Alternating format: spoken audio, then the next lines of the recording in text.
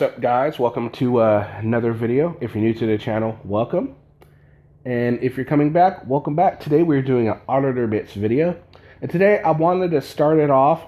First, before I start the video, I just want to say that, alright, so this little section of the video, people are probably going to say I'm a cop licker, all this stuff, but I'm gonna just go ahead and talk about it anyway. So, many of you have already probably seen the video of the officer sitting in his patrol car, and he's going on about the COVID-19 lockdown and saying how it is wrong, and any officer that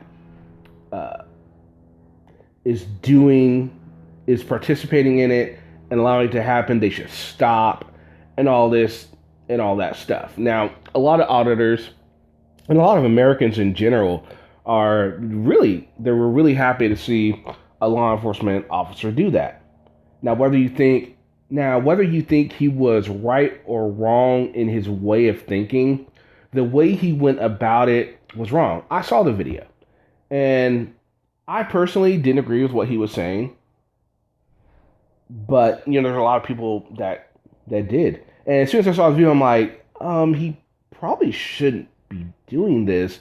He's sitting in his patrol car in uniform doing this. Now, what do auditors always say about the police when they're in uniform? Whenever a police officer comes in and says, well, I have First Amendment rights too, what do the auditors always say?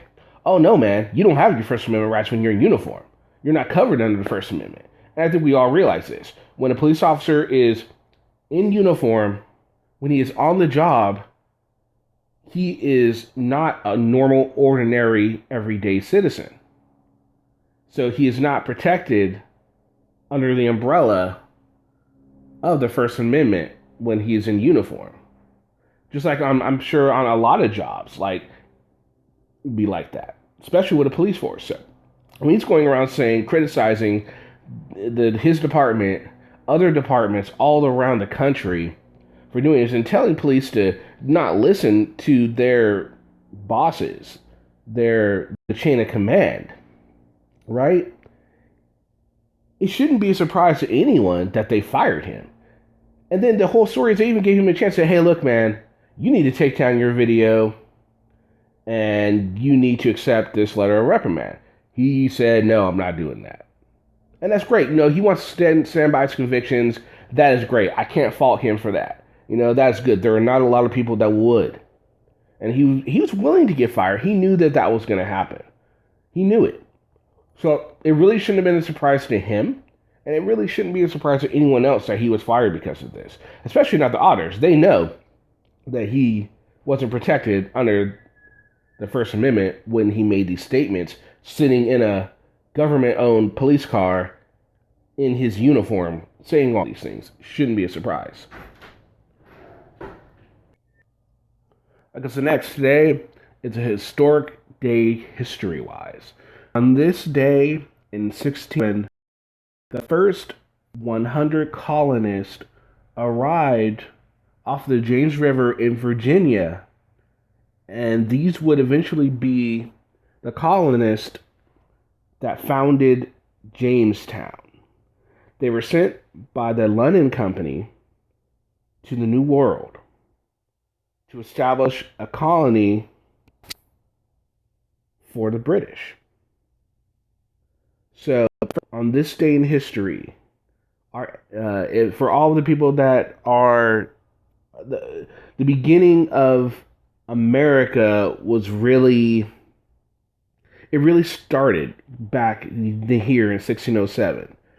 The settlers came here. I mean, the idea for America, of course, was not even a thought. But this would be the beginning of what would eventually become America in Jamestown. I don't know if you ever visited Jamestown, but it's I'd love to visit it someday because I'm such a history buff, and I think that it'll be great.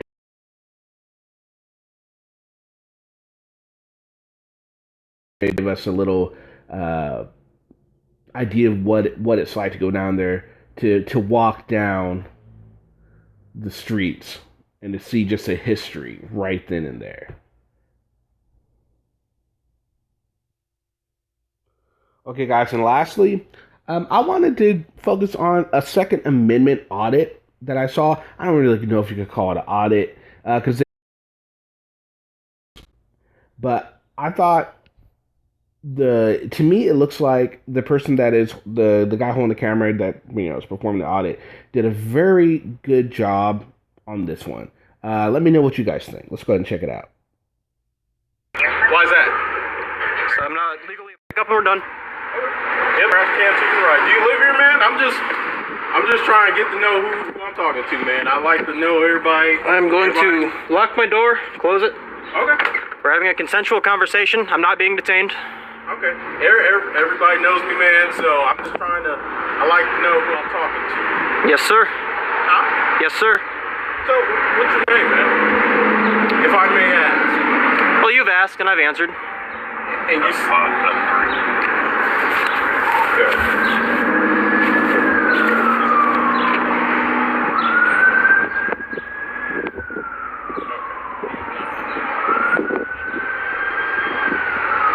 Again, I've got no ill intent, no ill will towards anybody. I've got a Second Amendment right to walk around with my firearm. That's all I'm doing. Literally all I'm doing. That's what I'm trying to get to the bottom. I'm just trying to get to the bottom of it, man. Yes, sir. Alright, I'm just trying to figure out who you are. You got a gun, which I applaud you, man. It's okay to have a gun. Well, can I ask you something then? What's that? If you applaud me and you're aware that this is a Second Amendment right and I got a call saying there was 2 suspicious males in all black, so... Is suspicion a felony or a misdemeanor? Depends what you're doing, man. Well, no, suspicion is not a crime. Can I have your name and badge number, please? My name? And badge number, please. Meyer, 5'2". Thank you. Officer Meyer, 5'2". So yeah, man, that's what I'm trying to figure out. I was called in the area. All right. Yes, sir. So I don't know you. You now know me. I said my last name, badge number. Well, I don't know. I mean, I know you as an officer of the law right now, so. And I just like to know who I'm talking to, man. That's all. Yes, sir. Have I committed a crime today? Right now, it's an investigation right now, man. Okay. Okay. And I've told you what I'm doing. And you didn't tell me what you were doing. Yes, I did. I'm walking around exercising my Second Amendment right. That's literally it. That's literally all I'm doing. What's your name, buddy? You can call me good citizen, sir, or boss man. No, I won't call you either of those. You realize you have to identify yourself to a police officer? Have I committed a crime today? You have to identify yourself to a police officer. Have I committed a crime? I'm not required. Your identification, yeah, you are committing a crime. So, Well, under what suspicion? What's your RAS? We were called out for a suspicious call. That's what... Right, is suspicion a misdemeanor or a felony? You have to identify yourself with me on these calls, okay? I'm not required to identify myself unless I've committed a crime. Identify yourself. You are required by law if we ask to identify yourself. So don't look towards your gun. No, I'm making sure we're 6 feet apart. I won't look down. I won't move my hands. My hands are up here. Yeah, I see your hands. They're going to stay there. Yes, sir.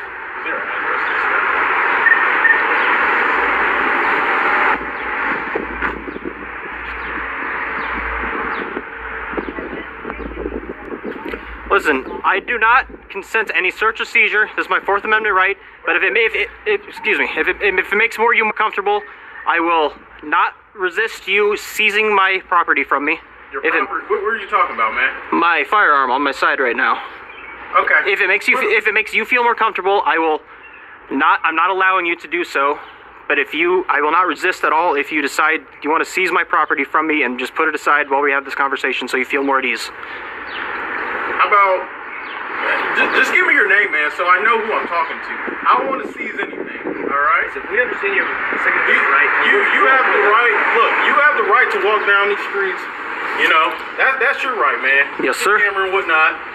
I just got a call that there was 2 males wearing all black. There was no firearm in the description. I was just 2 males all black with a camera. So that's what I'm trying to figure out. And I happen to see you 2. So, buddy. Which part of that is suspicious or illegal? I'm trying to figure out what you guys were doing. Well, that's up to you to discern. And that's what we're trying to do. Somebody thought you guys were just it's somebody. Well, no, it's not suspicious. I don't have a legal obligation to. You have a legal obligation to identify yourself. Can you give me that statute? I'll be more than happy to look it up for you. Please do. So. Alright, so there's another guy up here. standing here with my buddy with this gun on his side, so. Yes, sir. But yeah, man. Do you have any identification on you, man? I do not have identification on me. What do you call yourself? Huh? What do you call yourself, man? I don't call myself anything. I don't refer to myself in third person. Did your parents give you a name? Of course. Okay, what's your name? Well, I don't want to answer that. Okay. Yeah, just trying to figure it out, man. Alright? Again, if it puts you guys at ease, I am not consenting to any search or seizure.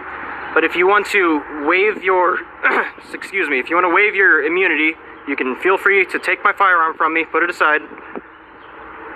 Listen, I'm just trying to get to the bottom. Like, what's your name, man? That's all I want. Well, if I give you my name, then you can just run that or whatever your intentions are. I mean, I know we're not like buddy conversations right now. So. The reason I want to know who I'm talking to, because I don't want to call you Guy or, you know, a lot of people get butthurt about things like they don't want to get called. Well, like, let's assume that I don't get butthurt by this. And also I'm doing an investigation right now. So yes, sir. I would like your name to put it on the record. Put in for the paperwork. Yep. Yeah. Well. That's all, man. Well, if I'm not committing a crime, then. Well, how are we to know that you don't have a felony and you're carrying a weapon? If you don't identify yourself, how are we to know that you're not committing a crime? What reasonable suspicion do you have to believe that ma'am? It is not my vehicle. Okay. What reasonable suspicion do you believe that I am committing a crime right now? He told you right now what we're out here for, okay? Right. We're called for suspicion. Second Amendment. We are legally mandated to find out what the suspicious activity is, okay? Yes. So that's what we're out here doing. Yes. Now, you hindering an investigation, failing to identify yourself to a law enforcement officer. Well, if I haven't committed a crime. To comply with our investigation. See what I'm saying, man? So now, what reason do I have to trust you now? You're not gonna tell me your name? Well, you have no reason to distrust me. I have every reason to distrust you. Well, why is that? I'm not committing any crimes. You're not cooperating. Well, I mean, cooperate with what, though? I'm not committing a crime. With our investigation, you have to identify. Well, I'm not required to I'm not obliged to help you with your investigation. Okay, that's fine. Just sit tight. Yes, sir.